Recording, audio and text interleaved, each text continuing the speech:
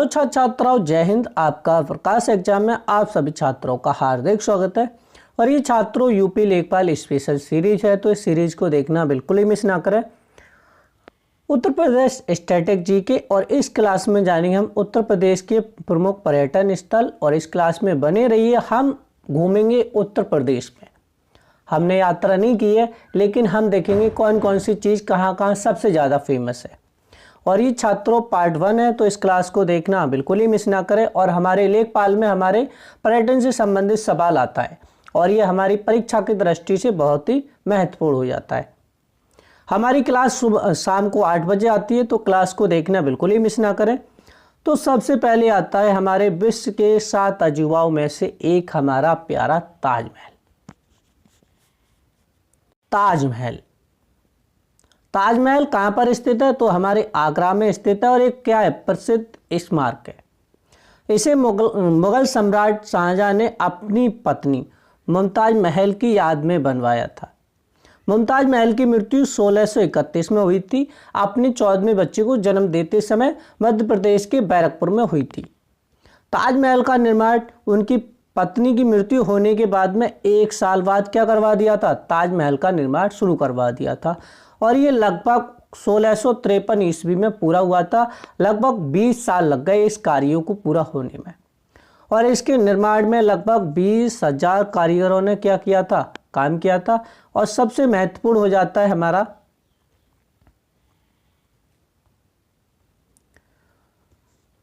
ये सफ़ेद संगमरमर से बना है और इसकी क्या है, सुंदर नक्काशी हमारे विश्व भर में प्रसिद्ध है।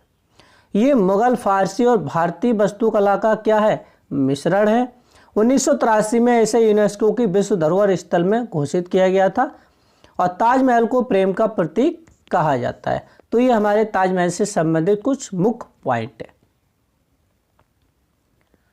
नेक्स्ट आता है हमारा आगरा का लाल किला, जो मुगल वास्तुकला का क्या है, भव्यता का उदाहरण है, हमारा प्रतीक है।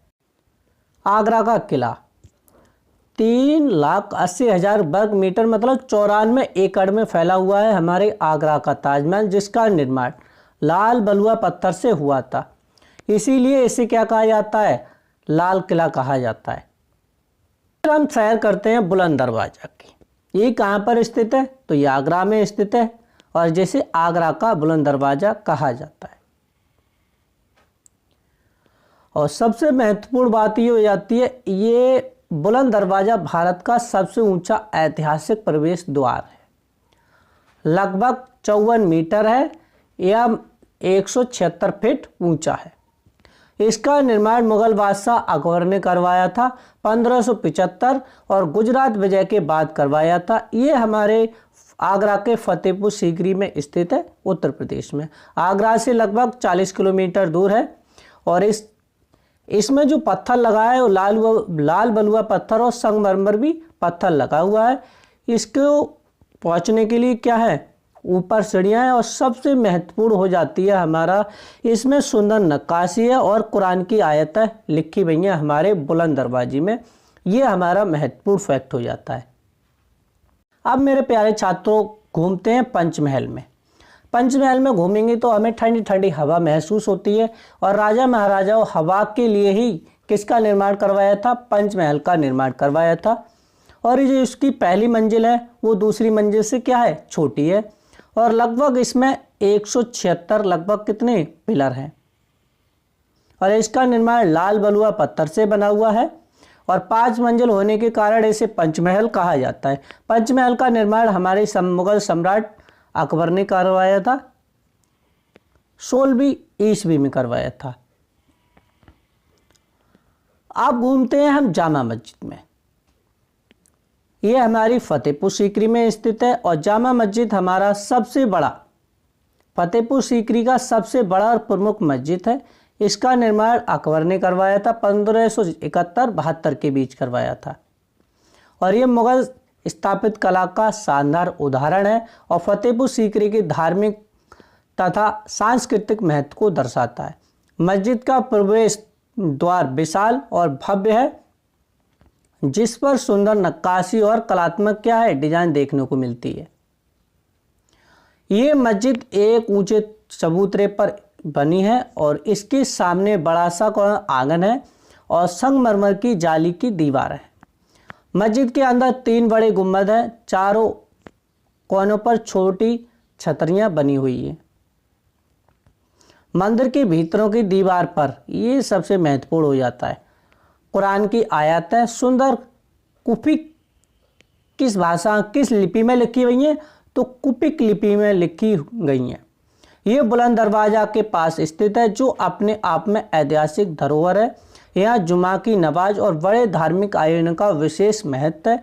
ये फतेहपुर सीकरी की धार्मिक और सांस्कृतिक पहचान का महत्वपूर्ण हिस्सा है हमारी जामा मस्जिद।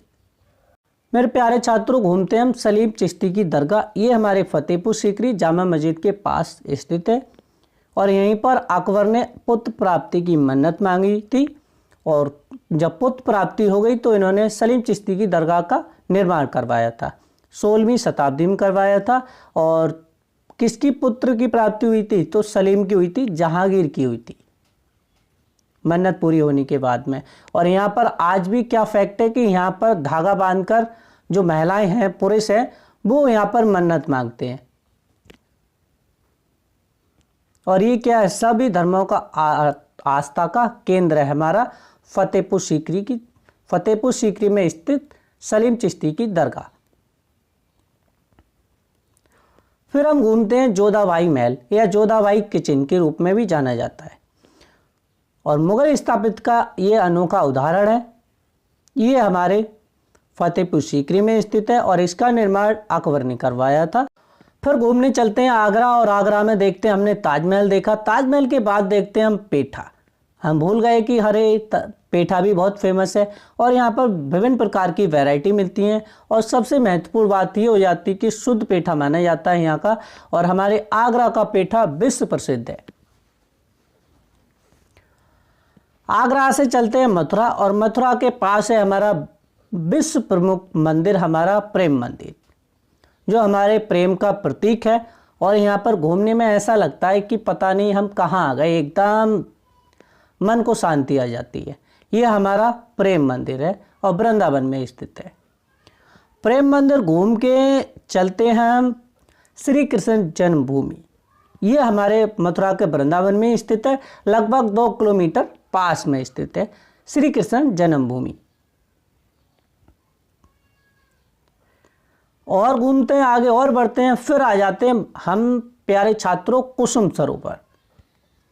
ये बहुत ही अच्छा पर्यटन स्थल है और बहुत अच्छा लगता है देखते पे। मेरे प्यारे छात्रों, कुसुम सागर देखने के बाद में अब हम पहुंचे सुहाग नगरी फिरोजाबाद में चूड़ियाँ लेने। और यहाँ पर जितने भी कांच के प्रोडक्ट होते हैं वो हमारे यहाँ फिरोजाबाद से 1 डिस्ट्रिक्ट 1 प्रोडक्ट के तहत आते हैं और विश्व प्रसिद्ध है। इसीलिए फिरोजाबाद को कांच की नगरी कहा जाता है और सुहाग नगरी यहाँ पर फिरोजाबाद को कहा जाता है।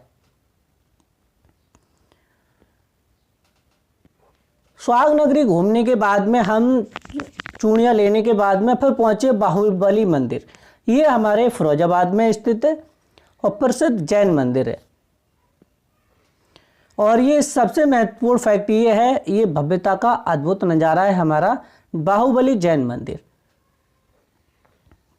और फिरोजाबाद के बाद फिर आगे बढ़ते चले गए और फिर पहुंचे हम ताला नगरी।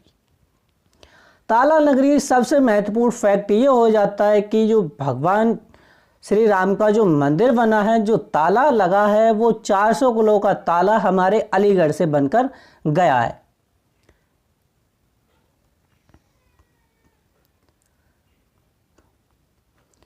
तालों की शुरुआत की बात की जाए तो तालों का निर्माण कब से शुरुआत हुई थी, तो ये शुरुआत हुई थी 1870 में जॉनसन एंड कंपनी से इसकी शुरुआत हुई थी ताला उद्योग की।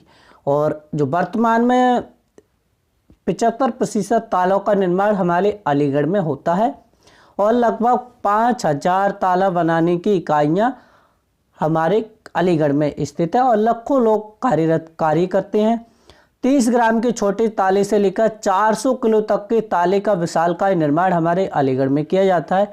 और अयोध्या में राम मंदिर के लिए बनवाया गया 400 किलो का ताला हमारे यहीं से बनकर गया था।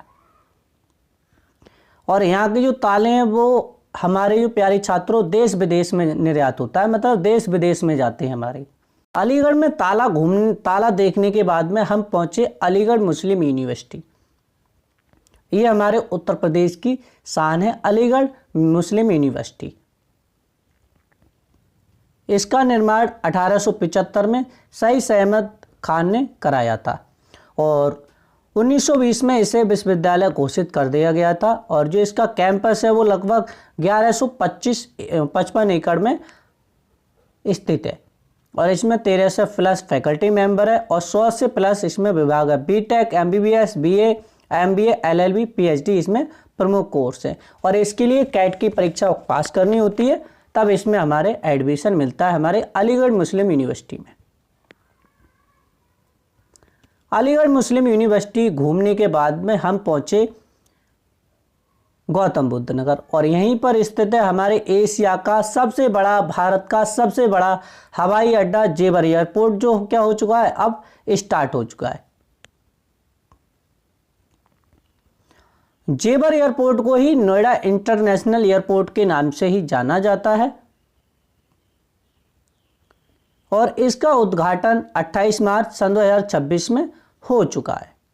पहली फ्लाइट कब शुरुआत हुई थी? 30 मई सन 2026 को इसकी घरेलू उड़ान स्टार्ट हुई है और ये कितने क्षेत्रफल में, कितने हेक्टेयर में है? तो 6200 हेक्टेयर में इसका बना है हमारा जेवर एयरपोर्ट या नोएडा इंटरनेशनल एयरपोर्ट। पहले चरण में 1364 हेक्टेयर 34 हेक्टेयर बना था और इसमें जो यात्री रुकने की क्षमता कितनी है वो अभी 1.5 करोड़ है और आने वाले टाइम में कितनी हो जाएगी? 7 करोड़ से प्लस हो जाए। वर्तमान में हमारे जेवर एयरपोर्ट पर 1 रनवे है और भविष्य में कितने रनवे होंगे? 6 रनवे अभी हैं, बाकी हैं। और सबसे बड़ी खासियत ये है कि इसमें नेट जीरो एमिनेशन एयरपोर्ट है ये और भारत का पहला एयरपोर्ट है हमारा।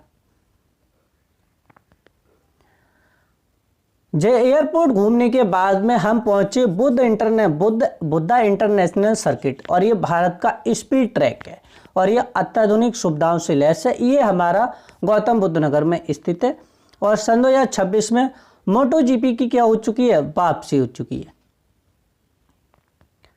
और मैप के माध्यम से देखेंगे तो ये हमारा कुछ ऐसा स्टेट ऐसा बना हुआ है, ये ऐसा बना हुआ है बुद्धा इंटरनेशनल सर्किट। ये हमारे ग्रेटर नोएडा उत्तर प्रदेश में स्थित है और इसकी लंबाई की बात की जाए तो कितनी है? लगभग 5.25 किलोमीटर है और ट्रैक टाइप FIA ग्रेड 1 है। इसका उद्घाटन 18 अक्टूबर सन 2011 में हुआ था और इसमें प्रमुख आयोजन कराते हैं हमारे moto GP Bharat, car racing, bike racing होती है हमारे इसमें। गौतम बुद्ध नगर पहुंचते हुए हम पहुंचे हस्तिनापुर, जो मेरठ से लगभग 35 या 36 या 37 किलोमीटर दूर स्थित है हमारा हस्तिनापुर। हस्तिनापुर में स्थित है हमारा अष्टपाद तीर्थ स्थल और इसमें प्रथम तीर्थंकर की क्या है? निवाड़ स्थल स्थित है और यहीं पर 24 तीर्थंकरों की प्रतिमाएं स्थित है हमारे अष्टपाद मंदिर पर, अष्टपाद मंदिर पर। और सबसे महत्वपूर्ण फैक्ट हो जाता है यहाँ पर 1503 तपस्वी मुनियों की क्या है? प्रतिमा स्थित है।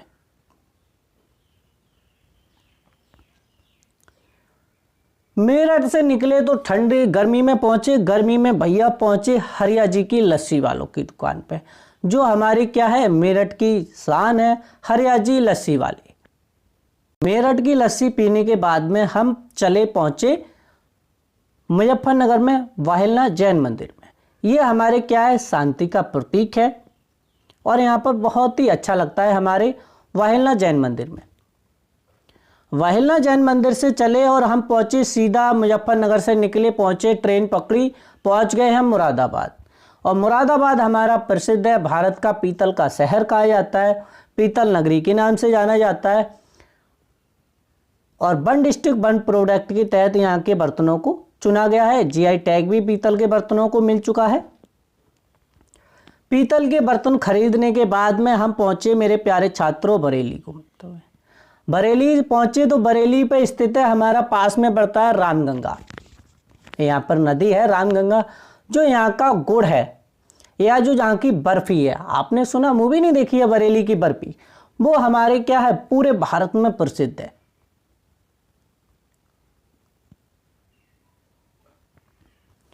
बरेली से निकले, फिर पहुंचे पीलीभीत टाइगर रिजर्व। पीलीभीत में, पीलीभीत हमारा जाना जाता है बांसुरी नगरी के नाम से जाना जाता है, और पीलीभीत में स्थित है टाइगर रिजर्व, जो अपने प्रकृति का क्या है, अनोखा हिस्सा है। पीलीभीत टाइगर देखने के बाद में हम पहुंचे दुधवा राष्ट्रीय उद्यान। लखीमपुर खीरी पहुंच गए हम। लखीमपुर खीरी, यहाँ पर हमने देखा हिरन देखा, गैंडा देखा, शेर देखा, और यहाँ पर क्या सवारी की, और ये क्या है, प्रकृति की गोद में जंगली रोमांच का क्या किया, अनुभव किया। उसके बाद में पहुँच गए हम लखीमपुर खीरी के पास पड़ता है हमारा सीतापुर। हमने बोला यहीं से एक कालीन खरीद लो, तो हमारे सीतापुर की जो कालीन है वो हमारे पूरे भारत में प्रसिद्ध है। यहाँ की जो दरी है पूरे भारत में प्रसिद्ध है। सीतापुर से निकले, पहुंच गए लखनऊ। लखनऊ में स्थित है हमारा इंदिरा गांधी तारामंडल, और ये जो मेरे प्यारे छात्रों ये तारामंडल बना है, ये शनिवार का बना हुआ है, शनि ग्रह का बना हुआ है।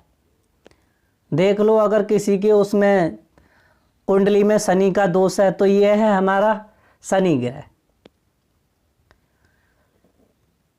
इंदिरा गांधी तारामंडल के बाद हम घूमे इमामबाड़ा, और इमामबाड़ा में स्थित है हमारा भूल भुलैया, और ये हमारा कहाँ पर स्थित है, तो मेरे प्यारे छात्रों लखनऊ में स्थित है।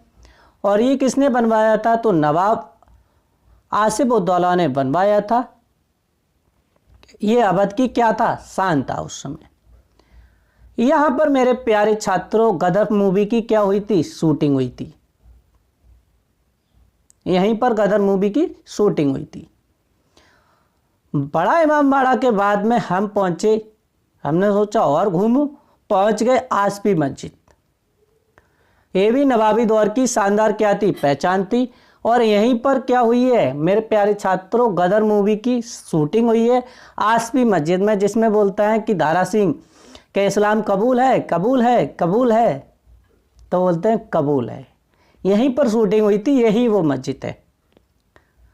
मेरे प्यारे छात्रों फिर हम पहुंचे अम्बेडकर पार्क, और ये हमारा पूरे भारत में प्रसिद्ध हमारे अम्बेडकर पार्क, जो शांति, समरता और सामाजिक परिवर्तन का क्या माना जाता है, प्रतीक माना जाता है। और ये भारत रत्न डॉक्टर भीमराव अम्बेडकर साहब के लिए समर्पित है। और यहीं पर क्या हुई है, कई फिल्म मूवियों की शूटिंग हुई है हमारे अम्बेडकर पार्क में। ये आप देख सकते हैं इमेज के माध्यम से, यहाँ पर क्या हुई है, मूवी की शूटिंग हुई है। अम्बेडकर पार्क घूमने के बाद में उन्हें और घूम लो, आप पहुँच गए रूमी दरवाज़ा। रूमी दरवाज़ा, रूमी दरवाज़ा हमारे लखनऊ की ऐतिहासिक पहचान कहा जाता है। देख लो कितना अच्छा लग रहा है। रूमी दरवाज़ा घूमने के बाद में हम पहुँचे सात खड़ा वॉच टावर। जो पहले जो आपने देखा होगा, जो टाइम देखा जाता था, जब घड़ियाँ नहीं थी तो टाइम देखा जाता था टावर के द्वारा, और ये हमारा लखनऊ में स्थित है। उसके बाद में लखनऊ से पहुँचे वाराणसी। वाराणसी पहुँच गए हम सारनाथ, जहाँ भगवान बुद्ध ने प्रथम उपदेश दिया था। ने सोचा चलो माँ विंध्यवासिनी देवी मंदिर के क्या कराएं, दर्शन कराएं, और हम पहुँच गए विंध्याचल क्षेत्र में मिर्ज़ापुर में। और मिर्ज़ापुर आपने देखा होगा सीरीज भी आई थी। मिर्ज़ापुर कितनी खतरनाक सीरीज है, तो यहाँ के लोग भी आज समझ जाओ कितनी खतरनाक है। तो देख लो, यह है माँ विंध्यवासिनी देवी का मंदिर।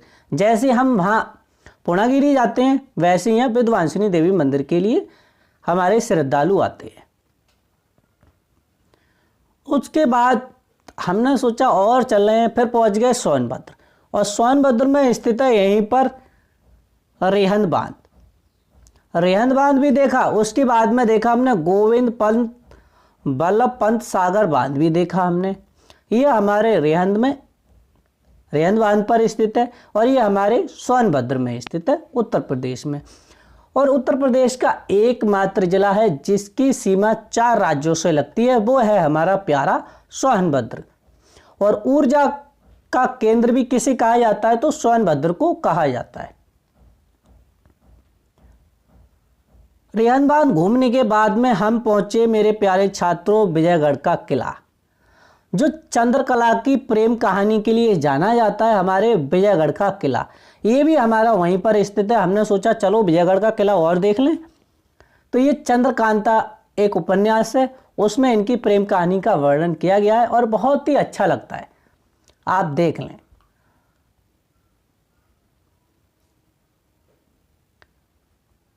ये क्या है? हमारी प्यारी चंद्रकांता है, चंद्रकला है। और जो हमारा विजयगढ़ का किला है वो प्यारे छात्रों कैमूर की पर्वतमाला पर स्थित है और ये रॉबर्ट्सगंज से लगभग 30 किलोमीटर दूर है। इसका निर्माण 5वीं शताब्दी में कोल राजा ने करवाया था और इसका पुनर्निर्माण 1040 में हुआ था महाराजा विजयपाल के द्वारा। प्राचीन शिलालेख और प्राचीन किला और गुफा चित्र के लिए जाना जाता है। और तिलस्मी महत्व उपन्यास हमारा कौन सा? चंद्रकांता से जुड़ा है, जो गुप्त रंगों की कथा है। और इसमें सबसे बड़ी बात है, यहाँ पर 7 बहारमनी क्या है? तालाब हैं। यहीं पर स्थित है मीर सागर, राम सागर प्रमुख स्थित है। और यहीं पर हमारी प्रमुख स्थित है हजरत मीजान शाह बाबा की मजार, जो अप्रैल में क्या लगता है मेरे प्यारे छात्रों? मेला लगता है। ये आप इमेज के माध्यम से देख सकते हैं। सोनभद्र में हमने देखा कितने छात्रों से, हमारे छात्रों की छोड़ो, कितने राज्यों से सीमा लगती है? 4 राज्यों से लगती है। इधर आप देखें तो बिहार से लगती है, इधर झारखंड से लगती है दक्षिण पूर्व में, और हमारे दक्षिण दिशा में लगती है छत्तीसगढ़ से, और पश्चिम और दक्षिण में लगती है हमारे मध्य प्रदेश में। तो कितने राज्यों से सोनभद्र की सीमा लगती है? 4 राज्यों से लगती है, बिहार, छत्तीसगढ़, मध्य प्रदेश और हमारा झारखंड। सोनभद्र घूमने के बाद में बहुत ज़्यादा गर्मी लगी तो हम पहुंच गए त्रिवेणी संगम प्रयागराज में।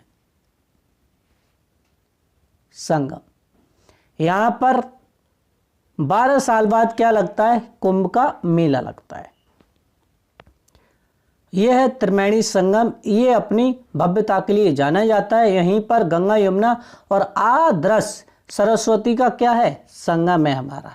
ये आप देख सकते हैं। ये हमारी क्या है? सरस्वती आदर्श हो चुकी है, और ये हमारी क्या यमुना है, ये हमारी क्या है? गंगा। ऐसा कहा जाता है कि जो सरस्वती नदी है वो क्या हो चुकी है? विलुप्त हो चुकी है। और हिंदू तीर्थंकरों में सबसे पवित्र स्थल माना जाता है हमारा त्रिवेणी संगम। यहीं पर माह के महीने में मेला लगता है और कुंभ मेला लगता है 12 साल बाद। और हिंदू धर्म में पापों का नाश करने के लिए क्या करने आते हैं? यहीं पर हम स्नान करने आते हैं। क्या पाप धुल जाएंगे हमारे? जब तक कर्म ठीक नहीं होंगे। तो हमारी ये सोचने की बात है। त्रिवेणी संगम घूमने के बाद में हमने सोचा अब चलते हैं घर। तो मेरे प्यारे छात्रों, ये आ गए घर। और ये छात्रों हमारी कैसी क्लास लगी तो कमेंट करके ज़रूर बताएं। जय हिंद, और मिलते हैं नेक्स्ट क्लास में। तब तक के लिए धन्यवाद।